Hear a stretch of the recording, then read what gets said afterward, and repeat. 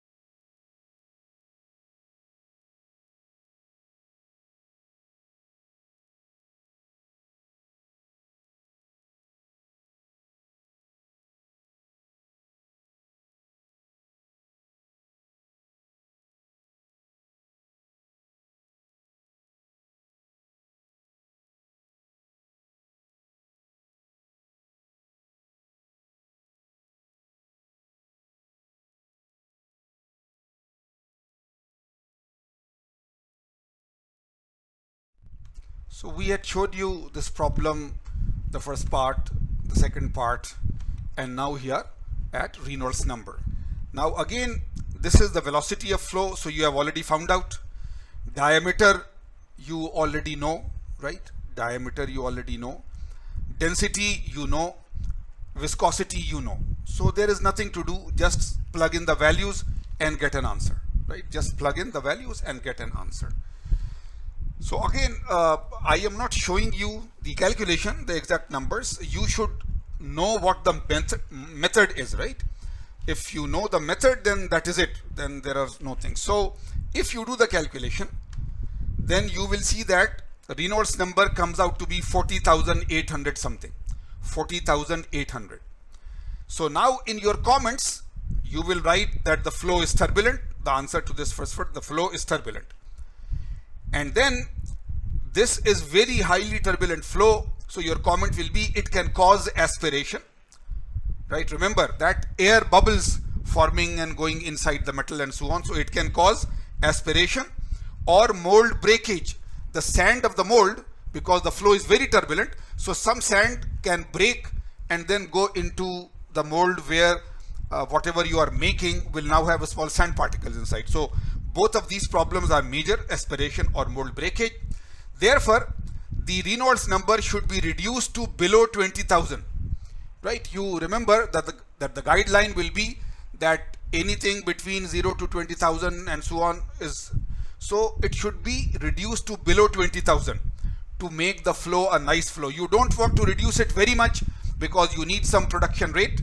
You don't want to keep it very turbulent. So how do you change it? Change the pouring velocity or change the diameter of the sprue, right? So this is your comment. So if you understand the problem and if your understanding of the chapter was good, then this will not be an issue. So of course now write this because generally we leave some chapters for the final exam. So maybe casting is not included in the final exam, but you have done the course. If anybody asks you any questions later on and so on, you know it thoroughly. Let us move to the next question.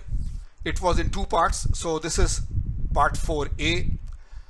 Draw a structure inside rough circles at points A, B, C and D for a hypoeutectoid steel using the iron carbon phase diagram shown below. Now remember, you see, this is a material science question, right? This is a material science question. But when we do the chapter on casting, then in the manufacturing book, for a few pages, this topic is covered. Because if you don't understand phase diagram, then all casting is useless, right? Try to understand this. If you don't know phase diagrams, all casting is any metal, aluminum, iron, steel, whatever, alloy, copper nickel alloy, whatever. You melt it, then you pour it into the mold and then you allow it to cool into the shape of the product you want. the properties that you will get in your component, in your part, in your casting will depend upon the cooling rate, right, from there to here and so on. So if you don't know how to use phase diagrams and so on, then you can't do any successful casting. Therefore, this was not a topic which I said will not be included. I said with a lot of stress that please, it is a very small topic here, review it strongly and go back and study some problems of phase diagrams that you have done earlier. So therefore, we include this each time so that when you are doing casting as a manufacturing topic, then phase diagrams as a materials topic is the foundation of it, and you should be able to quickly redo it. Okay, so back here now. Now this is iron-iron carbide diagram, iron-iron carbide. This is the eutectoid composition. 0.8% carbon is eutectoid. So any composition here, 0.1, 0.2, 0.3, whatever, any composition here is hypoeutectoid, right? Composition 0.8% carbon is eutectoid. Composition of 1, 1.2, 1.5, any is hypereutectoid steel, and any steel in this region is hypoeutectoid. So as an example, I have drawn a straight line at 0.4, that this is your starting steel, any hypoeutectoid steel, and point A, point B, point C, point D. Make small circles and show what is happening there. So if you remember, you should. You see, this is not something that you should forget. You see, this is not a calculation. So you know that all this is liquid area. All this, these two lines are the liquidus lines. Liquidus means above it is liquid, below it is liquid and solid.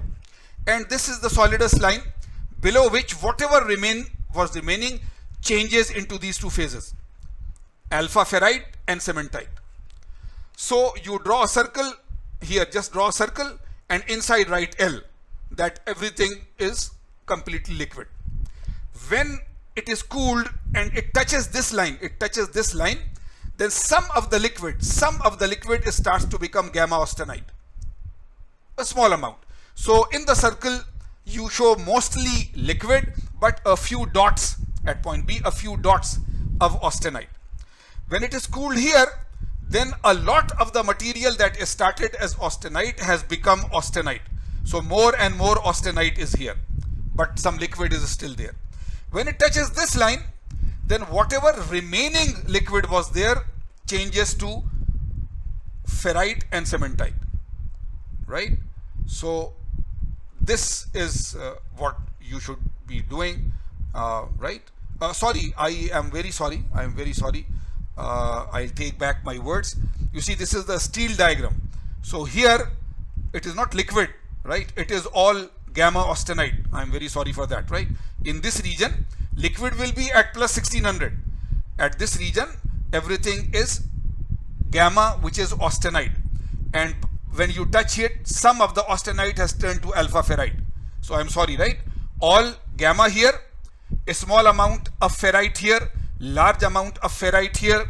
Whatever remaining gamma is converts to new alpha and cementite here. So let us see how will you draw it.